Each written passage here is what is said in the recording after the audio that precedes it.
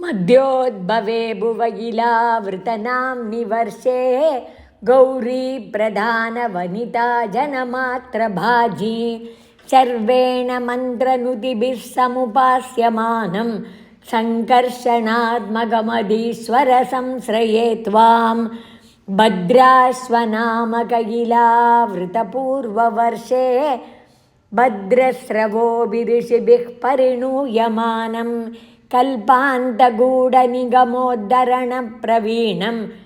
ध्यायामि देवहयशीर्षतनुं भवन्तं ध्यायामि दक्षिणगते हरिवर्षवर्षे प्रह्लादमुख्यपुरुषैः परिसेव्यमाणम् उत्तुङ्गशान्तधवलाकृतिमेघशुद्धज्ञानप्रदं नरहरिं भगवन् भवन्तं वर्षे प्रतीचिललितात्मनि केतुमाले लीलाविशेषललितस्मितशोभनाङ्गं लक्ष्म्या प्रजापतिस्तुतैश्च निषेव्यमाणं तस्याः प्रियाय धृतकामतनुं भजे त्वां रम्येऽप्युदीचि खलु रम्यकनाम्नि वर्षे तद्वर्षनाथमनुवर्यसपर्यमाणं भक्तैकवत्सलममत्सरहृत्सुभान्तं मत्स्याकृतिं भुवननाथ भजे भवन्तं वर्षे हिरण्मयसमाह्वयमौत्तराहम् आसीनमधृति कर्मटकामटाङ्गं संसेवते पितृगणप्रवरोर्यमायं तं त्वां भजामि भगवन् परिचिन्मयात्मन् किं चोत्तरेषु कुरुषु प्रिययादरण्या संसेवितो महितमन्त्रनुतिप्रभेदैः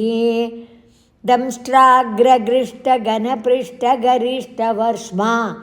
त्वं पाहि विज्ञनुतयज्ञवराहमूर्ते यां यां दिशं भजति किं पुरुषाख्यवर्षे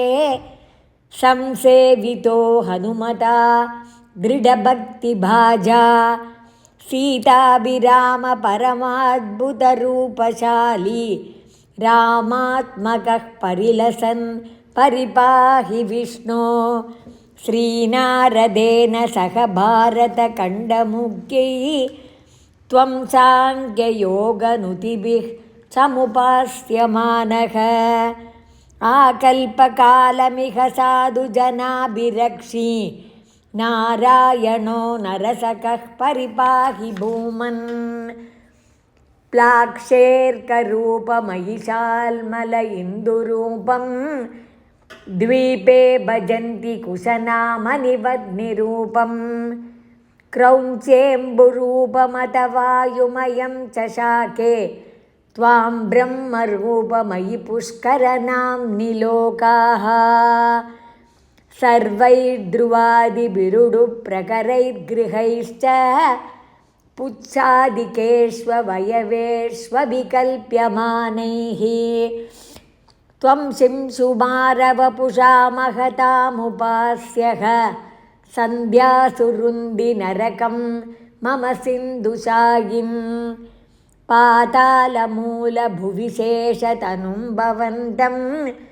लोलैककुण्डलविराजिसहस्रशीर्षं नीलाम्बरं धृतहलं भुजगाङ्गनाभिर्जुष्टं भजे हरगदान् गुरुगेहनाथा श्रीहरये नमः। गोपिका जीवनस्मरणं गोविन्द गोविन्द आनन्दचिन्मयने शरणं श्रीचोट्टानिक्कर भगवती अम्मये शरणं नारायण अखिल गुरो भगवन् नमस्ते।